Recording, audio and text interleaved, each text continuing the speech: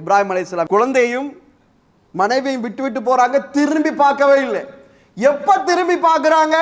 ஹதீஸ்ல வருகிறது, திரும்பி பார்த்தால் மனைவியும் குழந்தையும் தெரியாத தூரம் இருக்குமே, மறைஞ்சிருக்குமே, அப்போ போய் தான் திரும்பி பார்க்கிறார்கள். இன்னல் ஹம்தலில்லாஹ் நஹ்மதுஹு வ நஸ்தஈனுஹு வ நஸ்தக்ஃபிருஹு வ நஊது பில்லாஹி மின் ஷுரூரி அன்ஃபுஸினா வ மின் ஸய்யிஆத்தி அஅமாலினா من يهده الله فلا مضل له ومن يضلل فلا هادي له واشهد ان لا اله الا الله واشهد ان محمدا عبده ورسوله اما بعد فقد قال الله تعالى في القران الكريم وفرقان المجيد اعوذ بالله من الشيطان الرجيم بسم الله الرحمن الرحيم يا ايها الناس اتقوا ربكم الذي خلقكم من نفس واحده وخلق منها زوجها وبث منهما رجالا كثيرا ونساء واتقوا الله الذي تساءلون به والارحام ان الله كان عليكم رقيبا يا ايها الذين امنوا اتقوا الله وقولوا قولا سديدا يصلح لكم اعمالكم ويغفر لكم ذنوبكم ومن يطع الله ورسوله فقد فاز فوزا عظيما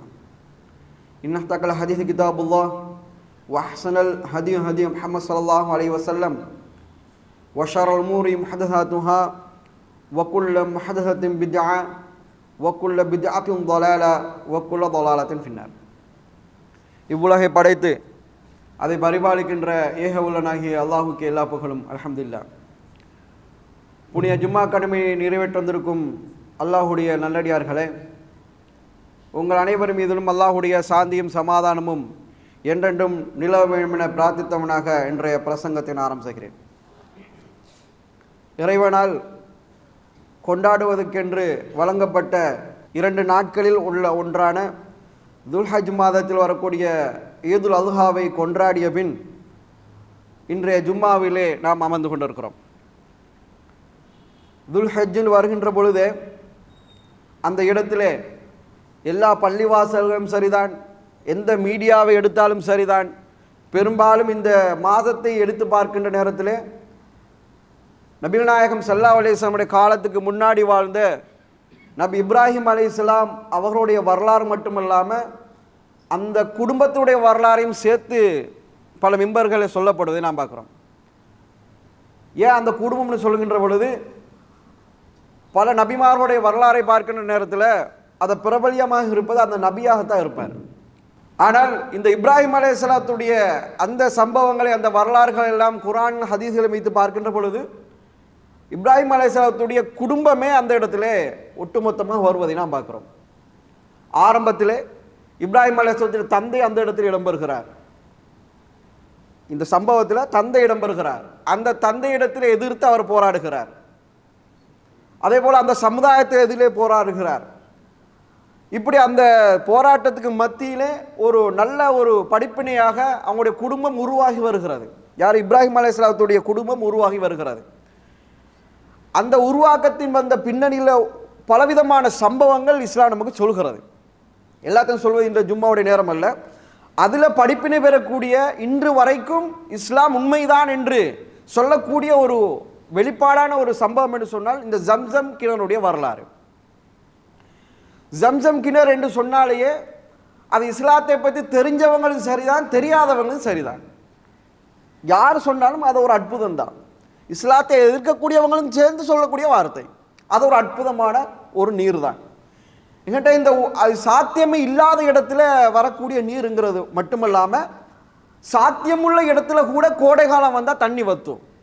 சாத்தியமுள்ள தண்ணீருக்கு சாத்தியமுள்ள இடங்கள்ல கோடை காலம் தொடர்ச்சியாக வந்தன்னு சொன்னாலேயே தண்ணி வற்றிவிடும், தண்ணீர் குறைந்து விடும். சிறிதளவு கூட குறைந்திருக்கக்கூடிய அளவுகளை கூட காட்டும். ஆனால் இந்த ஜம்சம் தண்ணீர் குறையக்கூடிய அளவுகளை காட்டுவதே இல்லை. அது அற்புதம். அங்கே மழை பொழிவது என்பது மிகவும் சாத்தியமில்லாத ஒரு இடம். அதனால தான் அது ஒரு பாலைவனம் என்று கூட நம்ம சொல்கிறோம்.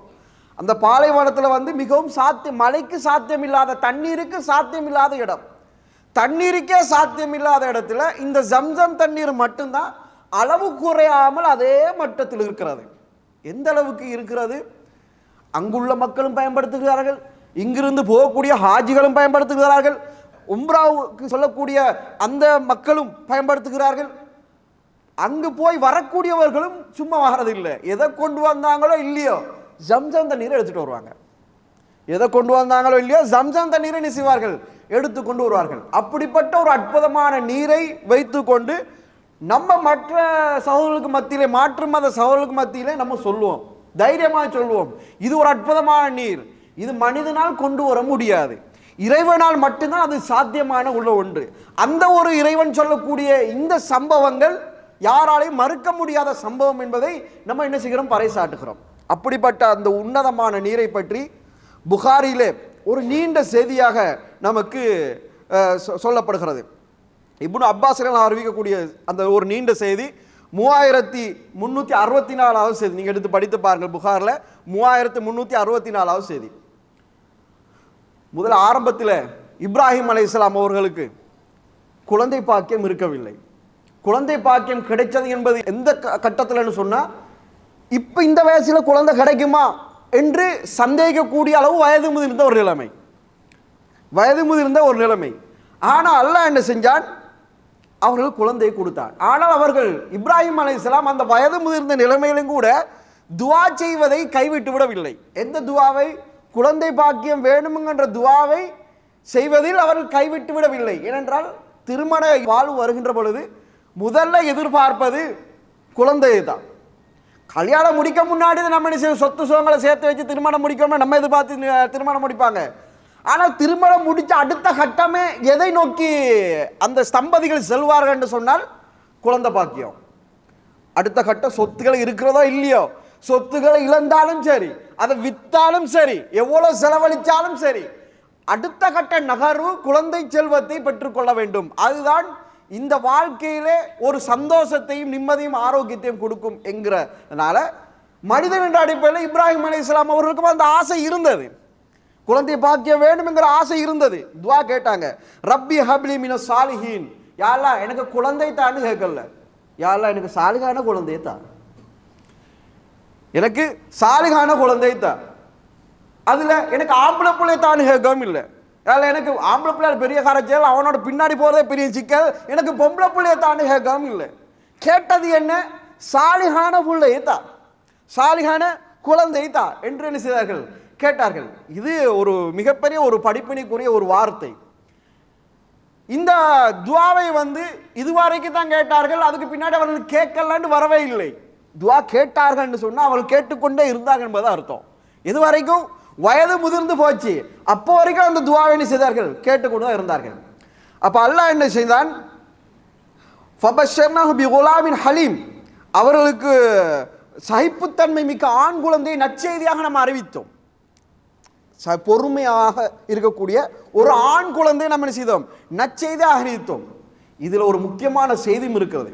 அவர்கள் திருமணம் முடித்தது முதல்ல சாரா அலைஹிஸ்ஸலாம், திருமணம் முடித்தது யார, சாரா அலைஹிஸ்ஸலாம். அவர்களுக்கு அந்த இஸ்மாயில் அலைஹிஸ்ஸலாத்தை கொடுக்கல. யாருக்கு கொடுத்தது அந்த வரலாறை நீங்க எடுத்து பார்க்க நேரத்தில், சாரா அலைஹிஸ்ஸலாம் அவர்களுக்கு பணியாளராக இருந்து வேலை செய்யக்கூடிய ஹாஜரா அலைஹிஸ்ஸலாம் அவர்களை திருமணம் முடித்து வைத்தார்கள் சாரா அலைஹிஸ்ஸலாம். இது இப்ராஹிம் அலைஹிஸ்ஸலாம் திருமணம் முடித்து அவர்கள் விரும்பி போன செய்தி அந்த இடத்துல வரல, சாரா அலைஹிஸ்ஸலாம் தான் திருமணம் முடித்து வைக்கிறார்கள். ஏன், அவர்கள் குழந்தை பாக்கியம் அவர்கள் மூலமாக இல்லை, கணவரை சரியாக புரிந்து வைத்திருந்தார்கள். எந்த பெண்ணும் அந்த இடத்துல அந்த ஸ்தானத்தில் விட்டு கொடுக்க மாட்டார்கள். செத்து போனாலும் சரி ரெண்டாம் கல்யாணம் வேண்டாம் இல்லையா, போறேன்னா ரெண்டு பேரும் சேர்ந்து போயிடுவோம், போறேன்னா ஒன்று வேணா, ஒண்ணுமில்லாட்டி வழக்கச்சேரி எடுப்போம். ரெண்டாவதுக்கு மட்டும் இயலாது, என்ன வந்துடும், ரெண்டாவது மட்டும் இயலாது. ஆண்களுக்கு அந்த என்ன இருந்தாலும் முதல் மனைவி அதுல அந்த விஷயத்தில் விட்டு கொடுக்க மாட்டாங்க.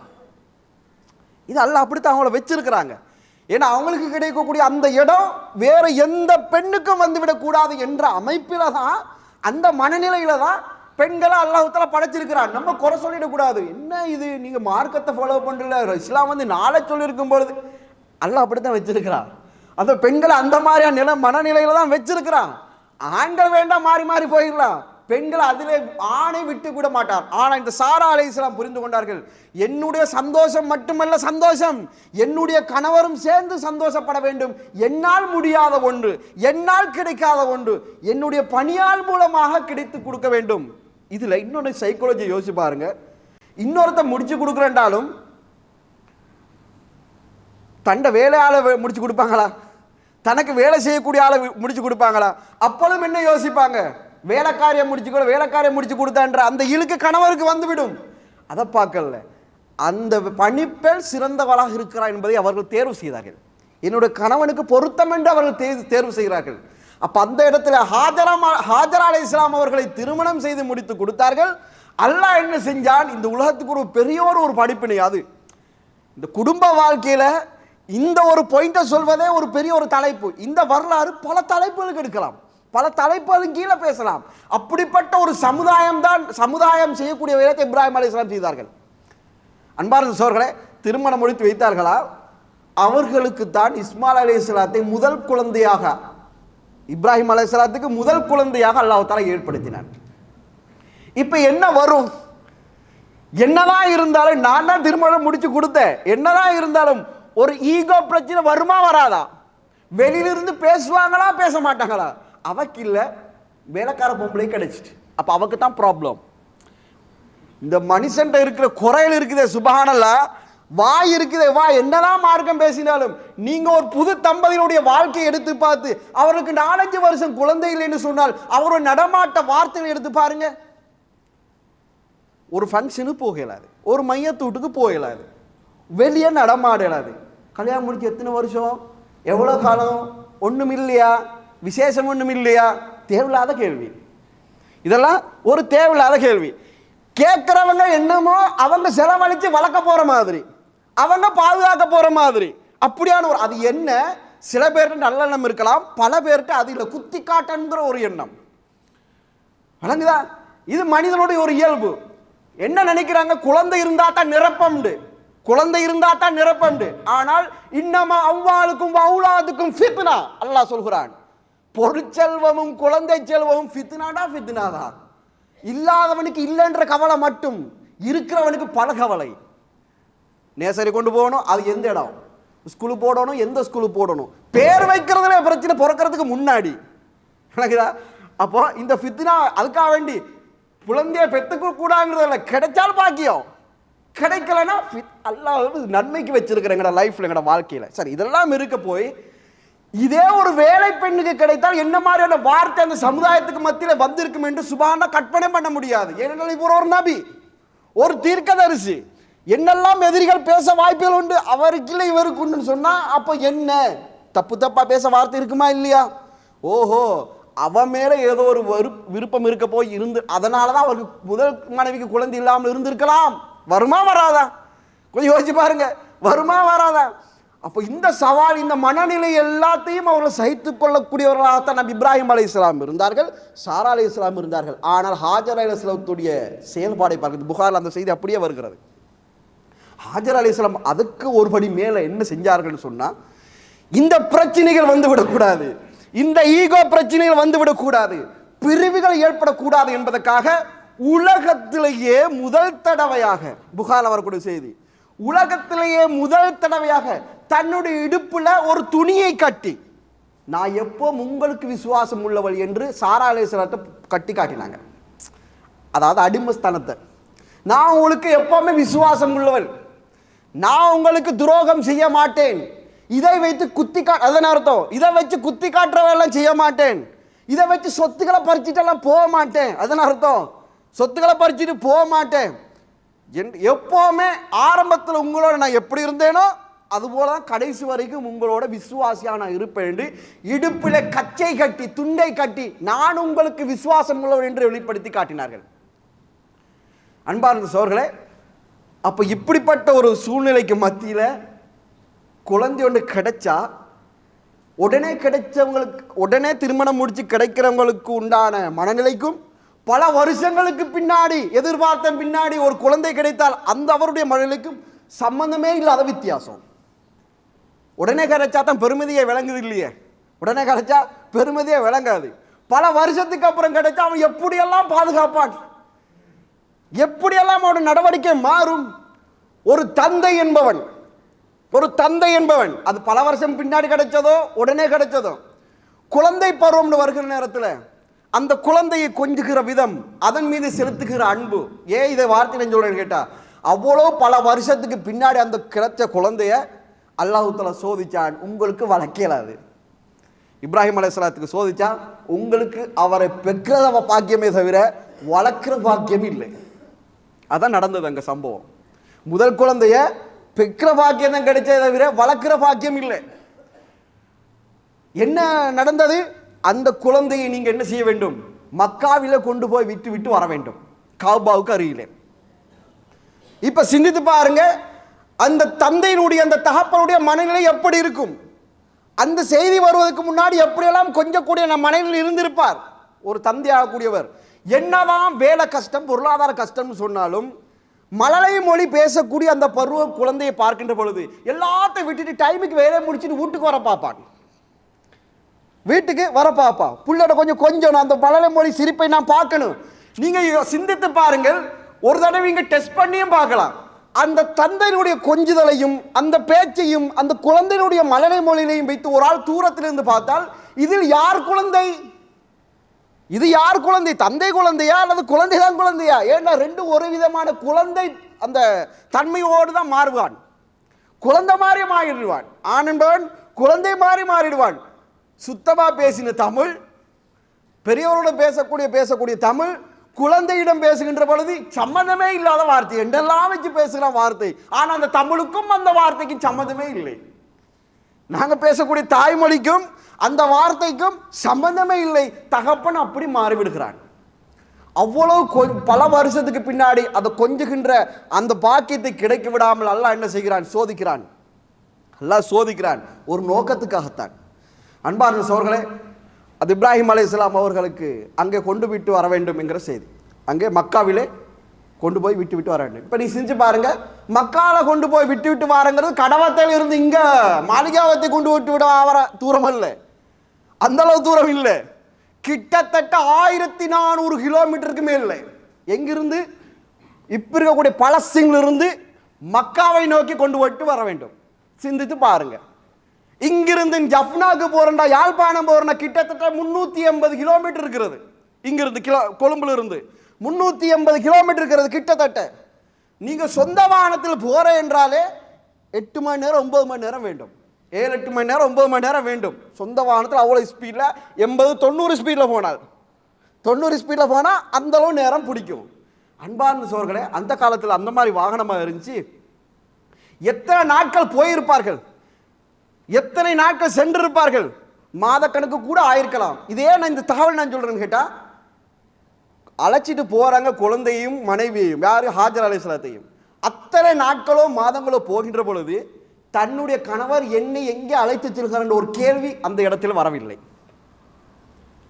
பேசுவதற்கு சந்தர்ப்பம் அதிகம் அதிகம் அதிகம். ஏன் சாப்பிட்றதுக்கு அங்க ரெஸ்ட் எடுக்கிறது இல்லையா? இயற்கை தேவைக்காக வேண்டி அவர்கள் நேரத்தை ஒதுக்குவது இல்லையா? செதுக்கி வைத்த சிலை மாறி அவர்கள் சென்றிருப்பார்கள் இல்லையே. மனுஷன் பேசத்தானே செய்வார்கள். ஒரு மனுஷனால் பேசாமல் இருக்க முடியுமா? ஆனால் பேசியிருப்பார்கள். என்ன நோக்கம் என்று அந்த இடத்தில் வரவில்லை. எதற்காக நாங்கள் போறோம் என்கிற நோக்கம் சம்பந்தமாக அவர் என்ன செய்யவில்லை. அந்த இடத்துல பேச்சுவார்த்தை நடக்கவில்லை.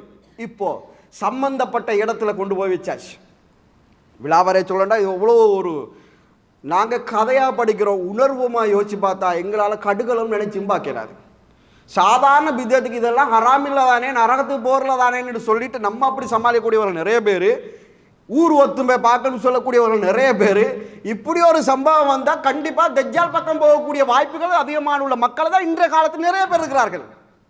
அன்பான சகோதரர்களே, அப்போ இப்படிப்பட்ட நிலைமைகளை விட்டு வருகிற திரும்புகிற நேரம் இப்போ திரும்புறாரு.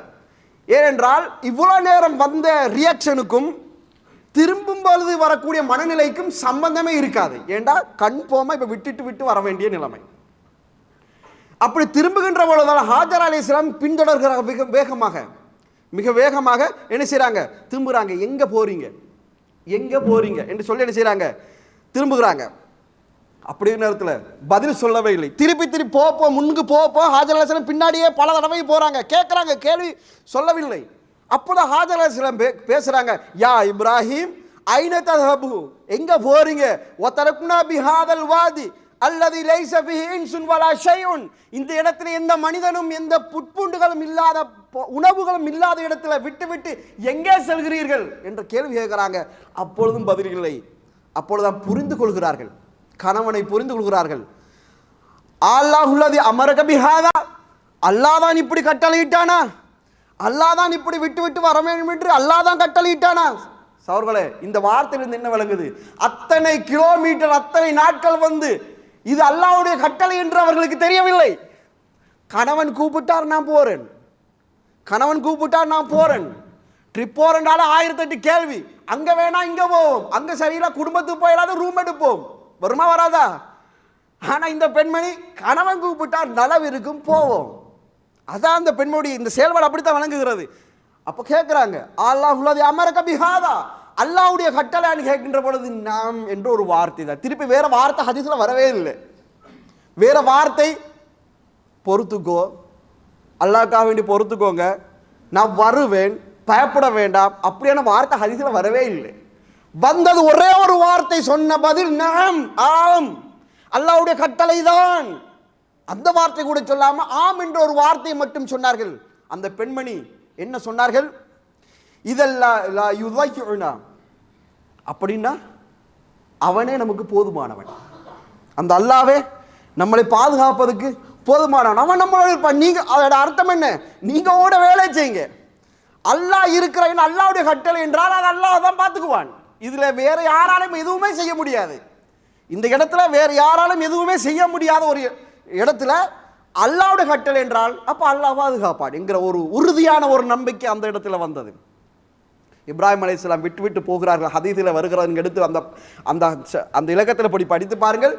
போறாங்க, திரும்பி பார்க்கவே இல்லை. குழந்தையும் மனைவியும் விட்டு போறாங்க, திரும்பி பார்க்கவே இல்லை. எப்ப திரும்பி பார்க்கிறாங்க? ஹதீஸில் வருகிறது, திரும்பி பார்த்தால் மனைவியும் குழந்தையும் தெரியாத தூரம் இருக்குமே, மறைஞ்சிருக்குமே, அப்போ போய் தான் திரும்பி பார்க்கிறார்கள். மனுஷன்ற தன்மை குறை சொல்லவும் முடியாது, இறக்கம் அல்ல அப்படித்தான் படைச்சும் இருக்கிறான். திரும்பி ஏதாவது வந்து கட்டளை நிறைவேற்றப்படாமல் போய்விட்டால், அல்லாஹ் விட்டு மன்னிப்பு கேட்டு வேறு விதமா போயிட்டால், அதன் அர்த்தம் அவர்கள் திரும்பி பார்க்கவே இல்லை. திரும்பி பார்க்கிற நேரம் பார்த்தா குழந்தையும் மனைவி மறைந்திருக்கிறார். இப்ப தென்படாத ஒரு நேரம். அப்பொழுதுதான் 14வது அத்தியாயம் 37வது வசனத்தில் அல்லாஹ் சொல்கிறான், இப்ராஹிம் அலைஹிஸ்ஸலாம் அவர்கள் கேட்ட துவா, சும்மா விட்டுட்டு போல துவா செஞ்சுட்டு போனாங்க. யா அல்லாஹ் நீ ஏன் என்ன இப்படி சோதிக்கிறாய்?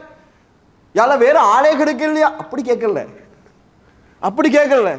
எனக்கு எத்தனையோ வருஷத்துக்கு பின்னாடி கிடைத்த குழந்தை என்னால தாங்க முடியாது யா அல்லாஹ், அப்படி கேட்கவில்லை. கேட்ட துவா, ரப்பனா இன்னி அஸ்கந்து மின் துர்ரியதி பிவாதின் கைரதி ஜர்இன் இந்த பைத்திகல் முஹர்ரம், இறைவா உனக்காக இந்த முஹர்ரம் இந்த மக்காவிலே உன்னுடைய வீட்டிலே எந்த கைரதி ஜர்இன் எந்த புட்பூண்டும் முளைக்காத இடத்திலே உனக்காக விட்டு வந்திருக்கிறேன். அதனால எதற்காக? ரப்பனா லீகிமுஸ் ஸலா, உன்னை அவர்கள் தொழ வேண்டும். சுபான சொல்லக்கூடிய வார்த்தை என்ன? உன்னை அவர்கள் தொழ வேண்டும் என்பதற்காக விட்டு வந்திருக்கிறேன். அதனால எனக்கு செய்ய வேண்டியது என்ன தெரியுமா? எனக்கு செய்ய வேண்டிய என்ன தெரியுமா? ஃபஜ்அல் அஃபியதம் மினன் நாஸி தஹ்வி இலைஹிம், அவர்கள் அன்னர்த்தம் தண்ணி இருக்கிறாங்க, மக்கள் யாராச்சும் வந்தா அவர்களை விரும்பக்கூடிய உள்ளங்களுடையவர்களாக அங்க இடத்துல மாற்றிவிடு. என்றால் அந்த காலத்துல நாங்க சொல்றோம் மனுஷ தன்மை இல்லைன்னு நம்ம சொல்லக்கூடிய காலகட்டங்கள். அப்படி யாராச்சும் வந்தா வரக்கூடிய மக்கள் எப்படி இருக்க வேண்டும்? இவர்களை விரும்பக்கூடியவர்களாக, இவர்கள் மீது அன்பு செலுத்தக்கூடிய மக்களுடைய கூட்டத்தை நீ என்ன செய்துவிடு, அவர்களை இணைத்து விடு. அதே நேரத்தில் பசியில் இருப்பாங்க, இந்த உணவுக்கு சம்பந்தமே இல்லாத இடம், தாவரங்கள் புட்புண்டே முளைக்காத இடம்.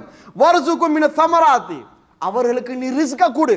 எதுல? பல வகைகளை கொடு, பல வகைகளை கொடு.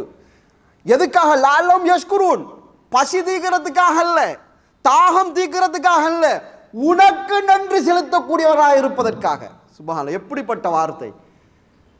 கற்பனை பண்ண இயலுமா? அவர்கள் எப்படி இருக்க வேண்டும்? உனக்கு நன்றி செலுத்தக்கூடியவர்களாக இருக்க வேண்டும். அதற்காக கொடு. அதை சாப்பிட்டு விட்டு உனக்கு நன்றி செலுத்தக்கூடிய நல்ல உடையவர்களாக அவர்கள் ஆக வேண்டும். அதற்காக நின்று செய்வி. இன்னும் பல துவாக்கள் அதில் கேட்டு இருக்கிறது.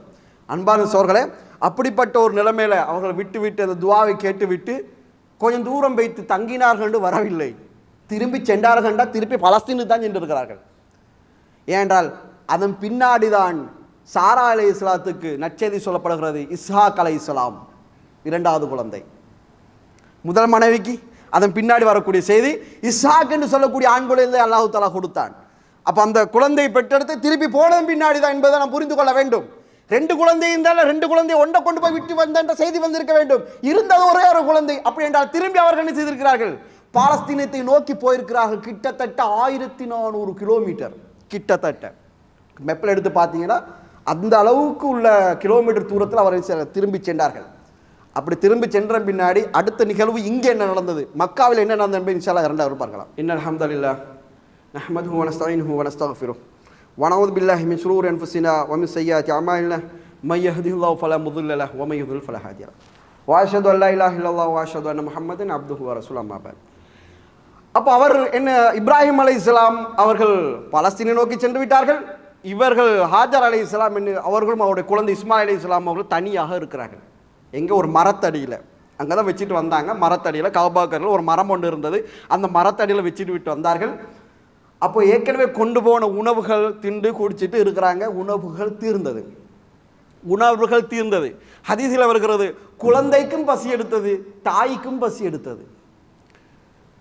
தாய்க்கு பசி இல்லை என்று இருந்தால் தான் குழந்தையுடைய பசியை போக்கலாம். தாய்க்கு பசி இல்லாமல் இருந்தால் தான் குழந்தைக்கு என்ன செய்யலாம்? பசியை போக்கலாம். தாய்க்கும் பசி வந்துன்னு சொன்னா தாயில் இருக்கக்கூடிய பால் முடிந்து விட்டது, குழந்தைக்கு தேவையான பால் முடிந்து விட்டது. இதிலிருந்து என்ன வழங்குது? அந்த குழந்தை பால் குடிக்கும் பருவம். அந்த குழந்தை பால் குடிக்கிற ஒரு பருவம். அப்போ என்ன செய்கிறார்கள்? ஹாஜர் அலைஹிஸ்ஸலாம் இப்போ உயிர் வாழ்வதற்குண்டான அடுத்த கட்ட முயற்சி பாருங்க. ஒரு பெண்ணா இருந்து தனியா இருந்து முயற்சி. ஹதீஸில வருகிறது, தன்னுடைய கீழாடை இழுத்தவர்களாக பாலைவனத்திலே அவசரமா எங்கேயா யாராச்சும் கிடைக்குமே ஒரு பதட்டம். அதனுடைய வந்து எங்களுக்கு வர்ணிக்கலாது, அதை அனுபவிச்சால் தான் தெரியும். சாப்பாடு இல்லாம, தண்ணியும் இல்லாம, பாதுகாப்பும் இல்லாம அப்படிப்பட்ட ஒரு இடத்துல கத்தினாலும் உசுருக்கு உத்தரவாதம் இல்லை, உசுருக்கு உத்தரவாதம் இல்லை. ஹபர்னு காட்டில் போகல நான் சொல்லுவேன், உமா அப்பா சொல்லுவாங்க, தனியா போகாத, ஏதோ பரவானத்துக்கு பின்னாடி போ, இல்லையா? ஏதோ ஒரு பெரிய கனரக வானத்துக்கு பின்னாடி போ, தனியா போயிட்டு அந்த யானை வரும், மற்ற மிருகங்கள் வரும். அது நம்ம உணர்றோம். அந்த மரங்களை பார்க்கும் பொழுது இரவுல பார்க்குற மரமெல்லாம் யானை நின்றுட்டு இருக்கிற மாதிரியே விளங்கும் அந்த லைட் வெளிச்சத்துக்கு. உள்ளத்தில் அப்படி ஒரு தன்மை வந்திருக்கிறது. இந்த ஒரு பக்கம் அப்படியான ஒரு இடத்துல உணவுகள் தீர்ந்தது. சஃபா மலைக்கு ஏறுகிறார்கள். யாராச்சும் வர்றாங்கன்னு பார்க்க இல்லை. மறுபடியும் அதே மாதிரி தொங்கோட்டம், ஓட்டமும் நடை, அத்த தொங்கோட்டம், ஓட்டம் மிக விரைவா அவசரமா போறாங்க மர்வா மலைக்கு. அங்கேயும் இல்லை. இப்படி 7 தடவை ஓடுகிறார்கள். 7 தடவை ஓடுகிறார்கள். அப்பொழுதுதான் ஒரு மலக்கு வருகிறார். அவர் வந்து பேசுகிறார். என்ன வார்த்தைன்னு விளங்கல்ல, என்ன வார்த்தைன்னு வரல, அவர் பேசுகிறார். அவர் பேசுறதை கேட்டுட்டு இவர் நினைக்கிறார, என்னுடைய பிரமை, நான் ஆள் தேடிட்டு இருக்கிறேன், யாரோ பேசுற மாதிரி நானாத்தனை சேகன், சும்மா இரு என்ன குழப்பாத என்று சொல்ல மாதிரி அவர்கள் அழுத்து போய் முடிஞ்சு அந்த அளவு வரக்கூடிய ஒரு நிலைமை. 2வது தடவையாக சத்தம் பேசுற சவுண்ட் கேட்குது. அப்பொழுதுதான் அவர்கள் என்ன செய்யறாங்க? பேசுறாங்க. என்ன பேசுறாங்க? இப்ப நான் கேட்டேன், சரியானதை நான் கேட்டேன், யாரோ ஒரு ஆள் தான் சரியானதை நான் கேட்டேன். உங்கள்கிட்ட யாராச்சும் எங்களை காப்பாத்துறதுக்கு யாரோ ஒரு ஆள் இல்லையா? எங்களை பாதுகாக்கிறதுக்கு யாராச்சும் ஒரு ஆள் இல்லையா சொல்லி என்ன செய்யறாங்க? கேட்குறாங்க. அப்படி கேட்குற நேரத்தில் அப்பொழுதுதான் மலக்கு தோன்றுகிறார். ஒரு மலக்கு என்ன செய்கிறார்? தோன்றுகிறார். தோன்றின பின்னாடி அவர் என்ன செய்கிறார்? ஹதீஸில் வருகிறது, மலக்குடைய குதிகால் அல்லது மலக்குடைய இறக்கை. ஏன்னா ஜிப்ரீல் அலைஹிஸ்ஸலாம் அவர்களுக்கு 600 இறக்கை இருந்தது வருகிறது. அதே அப்படி பார்க்கின்ற பொழுது மலக்குமார்கள் இறக்கை உண்டு, மலக்குமார்களுக்கு ஒரு இறக்கைகள் உண்டு. அப்ப இந்த மலக்கு என்ன செய்கிறாரு? இறக்கையாலேயோ அவங்களுடைய குதிகாலையோ அடிக்கிறாங்க. தண்ணிக்கு சம்பந்தம் இல்லாத இடத்துல தண்ணீர் பீறிட்டு வருகிறது. அப்ப எவ்வளவு பவர்ஃபுல் அடி. இங்க நனலிங் தோன்றன்னு சொன்னா மனுத்தியால கணக்கு வேணும். ஒரு அடியில வருதுண்டா, அடிக்கிற அடியில வருதுண்டா. தண்ணீர் எப்படி கொஞ்சம் கொஞ்சமா வருது, பீறிட்டு வருகிறது. தண்ணீர் பீர் ஏற்கனவே அடைச்சி வச்சிருந்தது உடைச்சி வர்ற மாதிரி பீறிட்டு வருகிறது. தண்ணி ஓடுறத பார்த்துட்டு ஹாஜர் அலைஹிஸ்ஸலாம் ஜம்சம் என்பது அரபியல்ல அவங்களுடைய மொழி, அந்த பலஸ்தீனத்தில் பேசப்பட்ட ஒரு மொழி. தண்ணீரை ஓடாத நில் நில், தண்ணீரை ஓடாத நில் நில் சொல்லி அணை கட்டுகிறார்கள். ஓடாம என்ன செய்யறாங்க? அணை கட்டுற. அவ்வளவு ஸ்பீடா தண்ணி வருகிறது, அணை கட்டுகிறார்கள். அப்பொழுதுதான் நபிகள் நாயகம் ஸல்லல்லாஹு அலைஹி வஸல்லம் அவர்கள் சொன்ன ஒரு செய்தி இப்னு அப்பாஸ் அறிவிக்கிறாங்க. ரசூலா சொல்றாங்களா, யர்ஹமுல்லாஹு இஸ்மாயில், இஸ்மாயில் அலைஹிஸ்ஸலாமுடைய தாயாருக்கு அல்லாஹ் ரஹ்மத் செய்யட்டும். அந்த இடத்துல அவர்கள் மட்டும் அணை கட்டாமல் இருந்திருந்தால் அது தண்ணியாக ஓடிக்கொண்டிருக்கும். என்ன அர்த்தம்? வெள்ளம். அப்பவே அணை கட்டினார்கள் என்று சொல்லி நபிகள் நாயகம் ஸல்லல்லாஹு அலைஹி வஸல்லம் செய்றாங்க, சொல்லி காட்டுறாங்க. இதோட இவர்கள் தண்ணியை குடிச்சிட்டு நாள் கணக்கு சொல்லப்படவில்லை, சந்தோஷமா, அதாவது அவங்களோட பசியை போக்கி கொண்டிருக்காங்க. ஏன்னா ஜம்ஜமுடைய தன்மை வேற வேற செய்தியில் சஹாபாக்கள் செய்தி அபூதல் கிஃபாரி அவர்களும் அந்த தவ்வா காலத்தில் வருகின்ற பொழுது சாப்பாடு ஒன்றும் இல்லாமல் ஜம்ஜம் தண்ணியை குடிச்சிட்டு தான் இருந்தார்கள் 1 மாத காலம். ஜம்ஜம் பசியை போக்கும் அப்படின்னா என்ன அர்த்தம்? ஆரோக்கியமாக்கும். அப்ப தண்ணியை குடிச்சு கொண்டு இருக்கிற நேரத்தில் தான் அந்த வழியாக ஜுருஹும் என்று சொல்லக்கூடிய ஒரு கோத்திரத்தார் இப்ராஹிம் அலைஹிஸ்ஸலாம் கேட்டாங்களே ஒரு துவா, அங்க அது நடக்குது. இப்ராஹிம் அலைஹிஸ்ஸலாம் கேட்ட ஒரு துவா பிறகு அங்கே அது நடக்குது. ஜுருஹும் என்று சொல்லக்கூடிய ஒரு கோத்திரத்தார் அந்த இடத்துல வருகிறார்கள். வந்து பார்க்குறாங்க, இந்த இடத்துல ஒரு பறவைகள் வட்டமிடுகிறது. பறவைகள் வட்டமிடுறேன்னு சொன்னா தண்ணீர் இருக்க வேண்டும். நாங்க பல தடவை வந்திருக்கிறோம், இப்படி தண்ணிக்கு சாத்தியம் இல்லாத இடத்துல பறவைகள் சுத்துன்னு சொன்னா போய் பார்க்கன்னு சொல்லி 2 பேர் அனுப்புறாங்க. அங்க ஒரு பெண்மணியும் தாயும் தனியாக இருக்கிறார். அங்கே சொல்லப்படுகிறது, அவங்க வர்றாங்க, வந்து கேட்குறாங்க, அனுமதி கேட்குறாங்க, வந்து அனுமதி கேட்குறாங்க, எங்களுக்கு உங்களோட கிணத்துல தண்ணி தருவீங்களான்னு சொல்லி கேட்ட பின்னாடி அந்த பெண்மணி சொல்றாங்க, நீங்க என்ன செய்யுங்க, தண்ணீர் எடுங்க, ஆனா உங்களுக்கு எந்த ஒரு உரிமையும் தண்ணியில இல்லை, தங்கலாம், ஆனா தங்குங்கிறாங்க. ஏன்னா தண்ணிக்கு துணைக்கு வேண்டுமே, தங்குங்கிறாங்க. அப்போ அந்த குடும்பம் தங்குவது மட்டும் இல்லாம அந்த குடும்பத்தை சம்பந்தப்பட்டவர்கள் அத்தனை குடும்பத்தாரும் என்ன செய்யறாங்க, பல குடும்பங்களை அழைக்கிறார்கள். அந்த குடும்பத்தில் பேசக்கூடிய மொழி தான் அரபி மொழி. அந்த ஜுருஹும் குலம் பேசக்கூடிய மொழி தான் அரபி மொழி. அப்போ அந்த குலத்தோட தன்மையை பாருங்க, 2 பேரும் அடிச்சு போட்டு அவர்கள் கிணத்தை கைப்பற்று இருக்கலாம், செய்யவில்லை, அனுமதி கேட்கிறார்கள். இதுதான் இப்ராஹிம் அலைஹிஸ்ஸலாம் அவர்கள் கேட்டுக்கொண்டிருக்கின்ற அன்பான குடும்பம். அன்பான குடும்பத்தை உருவாக்குகிறார்கள். அவர்கள் மூலமாக அந்த தாய் மூலமாக வளர்க்கப்படுறவர் தான் இஸ்மாயில் அலைஹிஸ்ஸலாம். அந்த குடும்பத்தின் மூலமாக திருமணம் முடித்து வைக்கப்படுகிறது. இப்படித்தான் அரபி மொழியும் பரவியது. இதன் மூலமாக தான் அரபி மொழியும் என்ன செய்து பரவிங்கிற செய்தி நாம் பார்க்கிறோம். அன்பார்ந்த சகோதரர்களே, இதுதான் ஜம்ஜம் கிணறுடைய சுருக்கமான ஒரு செய்தி.